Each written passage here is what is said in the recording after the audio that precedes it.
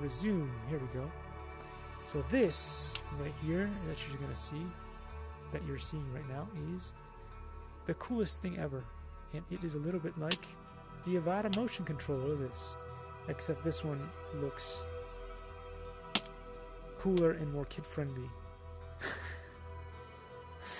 Anyhow, if you can see here, you can honk. Not that you want to honk, but anyway, you can, just by turning this left, right, up and down, steer this amazing thing. Look at that. There's pretty much almost no learning curve, and anybody can just fly it back. And then if you wanted to land it... Oh, I lost the controller.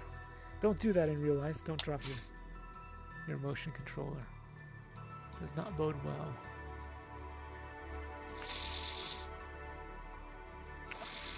But anyway, you get the picture. Super easy to control.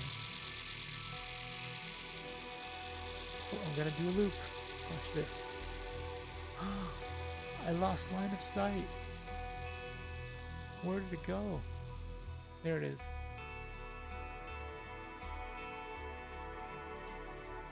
It does not allow for loops and rolls, so it must have Horizon Hobbies Safe Assist.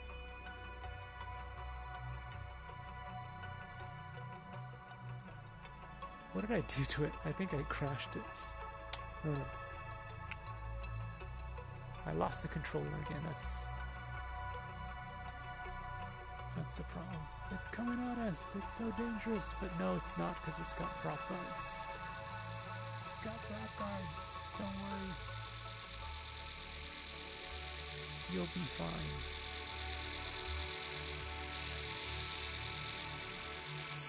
So anyway, what do you guys think? This is what I thought was going to be the latest and greatest and coolest thing ever when it comes to